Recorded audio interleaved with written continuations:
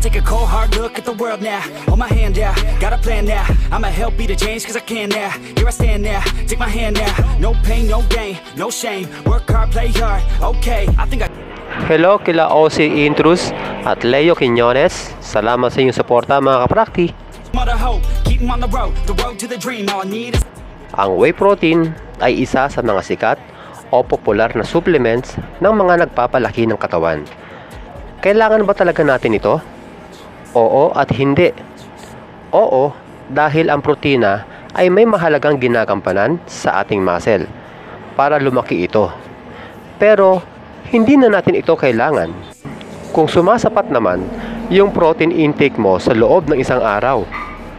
Ang kagandahan lang sa whey protein, kahit anong oras o nasaan ka man, maaari mo itong inumin.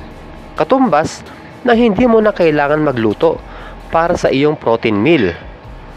Pero ang tanong, kailan ba dapat natin inumin ang whey protein? Sa umaga o sa gabi? Before o after workout? Ang totoo niyan, walang eksaktong sagot sa mga katanungang yan. Ito ay dahil depende sa pagtanggap ng ating katawan. At bawat tao ay magkakaiba kung paano mag-react sa bawat pagkain o supplements na tinitake natin. Pero ayon sa pag-aaral, ang pinakamabisa daw na pag-inom ng whey protein ay pagkatapos mong mag-workout. Dahil daw sa ganitong oras, mataas ang protein synthesis ng ating katawan. Ito yung oras na madaling ma-absorb ng ating katawan ang protina. Lalo na at ito ay nasa anyong liquid na.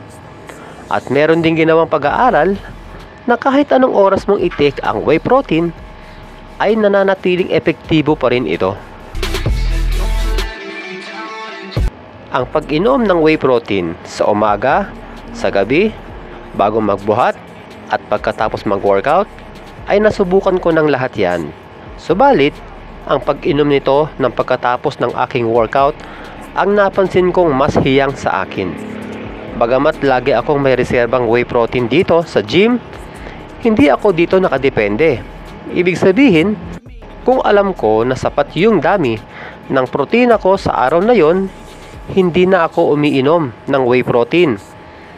At sa kabilang banda, kung sakali naman na masyadong mababa ang protina mula sa mga solid food ang aking nakain, bukod sa pag-inom ko ng whey protein after workout, umiinom din ako nito bago matulog. Ang whey protein supplement ay maganda para sa muscle. Subalit, dapat nyong maunawaan na mas maganda pa rin ang mga solid foods gaya ng manok, itlog, isda, at mga katulad nito para sa ating protein intake.